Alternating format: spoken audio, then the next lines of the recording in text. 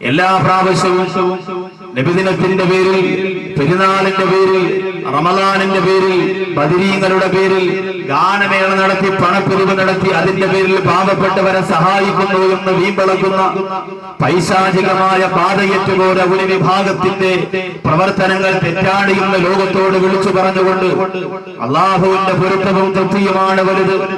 അവൻ തന്ന ആരോഗ്യം അല്ലാഹു സുബ്ഹാനഹു വ തആല ചോദ്യം ചെയ്യപ്പെടും. അവൻ തന്ന യുവത്വം അല്ലാഹുവിന്റെ മുന്നിൽ ചോദ്യം ചെയ്യപ്പെടുമെന്ന പൂർണ്ണ ബോധമുള്ളതുകൊണ്ട് ആ ബോധത്തിന്റെ പിന്നിൽ ഒരുമിച്ചിരുന്ന വട്ടം കൂടിയിരുന്ന് തീരുമാനിച്ചുകൊണ്ട് ഇത്രത്തോളം ഒരു നന്മയുടെ നാമ്പിന് തിരിതെളിക്കുമ്പോൾ എന്റെ പ്രിയപ്പെട്ടവരെ, ഞാനിത് പറഞ്ഞുകൊണ്ടിരിക്കുന്ന സാഹചര്യത്തിലാണ് നെടുമങ്ങാട് ചോരയുടെ മണം പോറും മാറാത്ത പ്രിയപ്പെട്ട കുഞ്ഞിനെ ജീവനോടുകൂടി മാതാപിതാക്കളുടെ ഒത്താശയോടുകൂടി കുളിച്ചുകൂടിയ കഥ പത്രമാധ്യമങ്ങളിലൂടെ നിങ്ങൾ വായിച്ചറിഞ്ഞിരിക്കുന്നത്.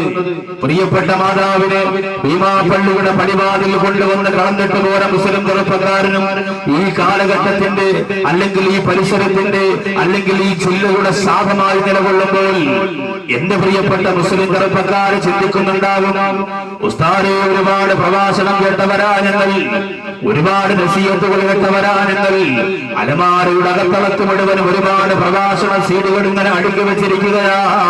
പരിശുദ്ധ റമദാൻ വരുമ്പോ പൊട്ടിക്കരഞ്ഞുകൊണ്ട് ഉസ്താദിന്റെ പിന്നിൽ നിന്നുകൊണ്ട് ഇനി ഒരിക്കലും കള്ളു കൊടുക്കൂല, പെണ്ണു പിടിക്കൂല, വ്യഭിചരിക്കൂല, ഹറാമ് ചെയ്യൂല, പലിശ ഇടപാട് നടത്തൂല, വഞ്ചിക്കൂല, പറ്റിക്കൂല, തട്ടിക്കൂല, ചതിക്കൂല, കളവ് നടത്തൂല, കളവ് പറയൂലെന്ന് തിരപ്പതിഞ്ഞെടുത്തിട്ട് ബലിപെരുന്നാളിന്റെ സുന്ദരമായ മുഹൂർത്തങ്ങൾ നഷ്ടപ്പെടുന്നതിന് മുമ്പ് ഹറാമിലേക്ക് അറിയാതെ കാലത്ത് പോകുന്ന പ്രിയപ്പെട്ട മുസ്ലിം ചെറുപ്പക്കാരാ, അവസാനം നീ തീരുമാനിക്കുന്നു, ഇല്ല ഉസ്താദേ ഞാൻ ഒരിക്കലും നന്നാവില്ല.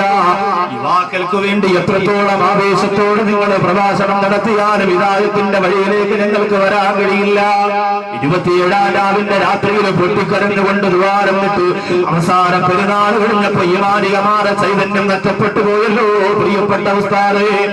29-ാം രാവിലെന്ന് ഇന്ന് പരിശുദ്ധ റമദാനിന്റെ രാത്രിയിലെ അവസാനത്തെ രാത്രിയായിരിക്കുമോ എന്ന് ചിന്തിച്ചുകൊണ്ട് മുസല്ലയിലേക്ക് സുജൂദ് ചെയ്ത് കണ്ണീരുകൊണ്ട് മുസല്ല കഴുകിപ്പോയ എത്രയോ മുസ്ലിം ചെറുപ്പക്കാര് പെരുന്നാളിന്റെ അന്ന് ടൂർ പോയപ്പോ കൂട്ടുകാരൻ എടുത്തു കൊടുത്ത് നിറം മങ്ങാത്ത കണ്ണുകുപ്പി കണ്ടിട്ട് ആദർശത്തെ പടയപ്പെടുത്തി പോയെങ്കിൽ ഒരിക്കലും ഞങ്ങൾ ഒരിക്കലും രക്ഷപ്പെടൂല, നന്നാവൂല എന്ന് തീരുമാനിക്കുന്ന പ്രിയപ്പെട്ട മുസ്ലിം ചെറുപ്പക്കാരാ, ഇസ്ലാമിക ചരിത്രം നിങ്ങൾ പരിശോധിച്ചു പോയാൽ മരുഭൂമിയുടെ മുകൾ പരപ്പിൽ കിടക്കുന്ന സുന്ദരിയായ പെൺകുട്ടിയെ ഒരാളുടെയും അനുവാദം ചോദിക്കാതെ ക്രൂരമായി മാനഭംഗപ്പെടുത്തിയിരുന്ന ആ കാലഘട്ടത്തിലെ മൃഗങ്ങൾ പോലും നാണിച്ച് തലതാഴ്ത്തിയിരുന്ന ജീവിതം നയിച്ച ആൾ ആരെന്നറിയുമോ?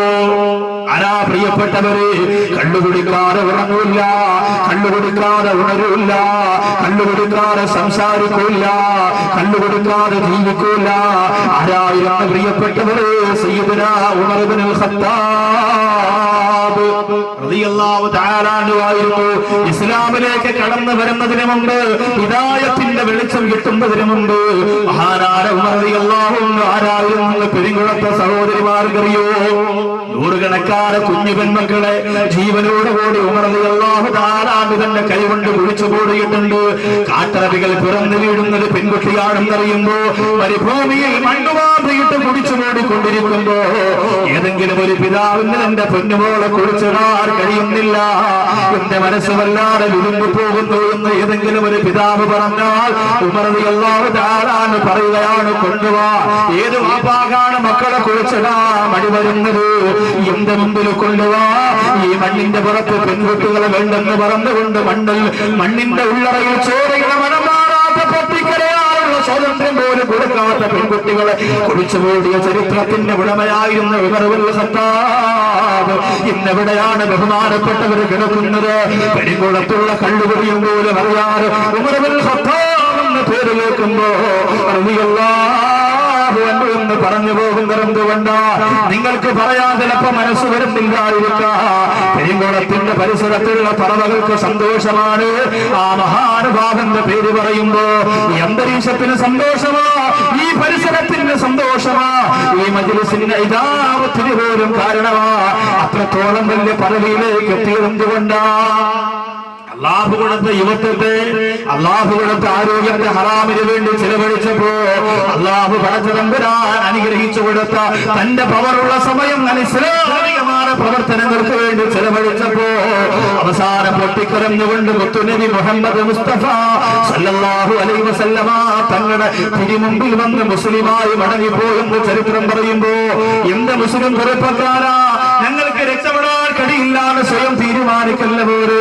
ഉസ്താദെ എന്നെ കൊണ്ട് കഴിയില്ല, പള്ളിയിൽ കൃത്യമായി നിസ്കരിക്കാൻ പോകാൻ എന്നെ കൊണ്ട് കഴിയൂല, തുപ്പയിട്ടുകൊണ്ട് ബാലന്റെ മജ്‌ലിസിൽ വന്നിരിക്കുന്നത് നാണക്കേടല്ലേ, എന്നെ കൊണ്ട് കഴിയൂല, തസ്ബീഹ് മാല കയ്യിൽ വെച്ചുകൊണ്ട് ദിവസം 100 സ്വലാത്ത് ഇല്ലാന്ന് പറഞ്ഞാൽ എന്നെ കൊണ്ട് കഴിയൂല. അല്ലാഹുവിന്റെ പള്ളിയിൽ പോലും ഉസ്താദുമാരുടെ പ്രസംഗം കേട്ടുകൊണ്ട് ഹിദായത്തിന്റെ വഴി തെരഞ്ഞെടുക്കണമെന്ന് പറഞ്ഞാൽ എന്നെ കൊണ്ട് കഴിയൂല. അങ്ങനെ തീരുമാനിച്ചു പോയാൽ കാട്ടുപുറാക്കൽ പള്ളിയുടെ, ആലങ്കോട് പള്ളിയുടെ, കല്ലമ്പലം പള്ളിയുടെ ഖബർസ്ഥാനിലേക്ക് ശക്തിപോലും നായെ കൊണ്ടുവന്ന് കബറടക്കുന്ന പോലെ അടക്കയിട്ട് പോയാ മതിയോ എന്റെ പ്രിയപ്പെട്ട മുസ്ലിം ചെറുപ്പക്കാരാ? അങ്ങനെ മതിയെങ്കിൽ സരസിൽ നിനക്ക് സ്ഥാനമില്ല. കണ്ണുപിടിച്ചോ, പെണ്ണു പിടിച്ചോ, ഗാനമേള നടത്തിക്കോ, ആടിക്കോ, പാടിക്കോ, ആദക്കലാസം നടത്തിക്കോ, അഴിഞ്ഞാട്ടം നടത്തിക്കോ, ഹറാമ് ചെയ്തോ.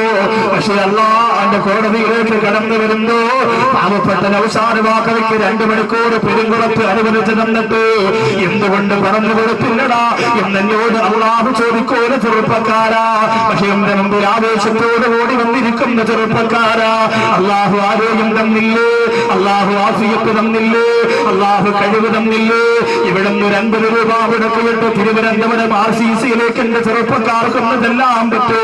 കയ്യും നനക്കാൻ കഴിയാറ്, കാലൊന്ന് ചലിപ്പിക്കാൻ കഴിയാറ്, നല്ലതുപോലെ ഭക്ഷണം കഴിക്കാൻ കഴിയാറ്. 7 ദിവസമായി എന്റെ പൊന്നുപോൻ വെള്ളം പോലും കൊടുത്തിട്ടില്ല. 20 വയസ്സാണ്, 25 വയസ്സാണ്, 30 വയസ്സാണ്.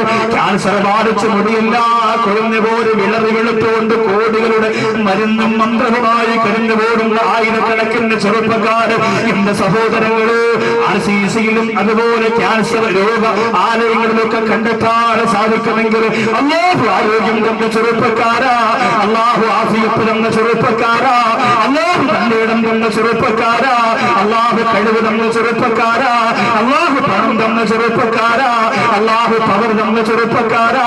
കണ്ണിൽ കണ്ട സിനിമ നടന്നാൽ 1 മിനിറ്റ് അഭിനയിച്ച് 1 ലക്ഷം രൂപ പ്രതിഫലം വാങ്ങുമ്പോ അവന്റെ ബോർഡെടുത്ത് വെച്ചുകൊണ്ട് ഫ്രാൻസ് അസോസിയേഷൻ ഉണ്ടാക്കിയിട്ട് ആട്ടക്കളി നടത്തുന്ന ചെറുപ്പക്കാരാ, റമളാൻ മാസത്തിൽ പൊട്ടിക്കരണ്ടുകൊണ്ട് പള്ളിക്കകത്ത് നിന്ന് അല്ലാഹുവിലേക്ക് തൗബ ചെയ്ത് മടങ്ങിയ ഇസ്ലാമികമായ ചൈതന്യത്തെ പിശാചിന്റെ കോട്ടവത്തലങ്ങൾ കൊണ്ടുപോലെ പറയപ്പെടുത്തി പോയ എന്റെ പ്രിയപ്പെട്ട ചെറുപ്പക്കാരാ, അല്ലാഹുവിന്റെ കഠിനകഠോരമായ ആരാധന മറന്നു പോവല്ല പോലെ.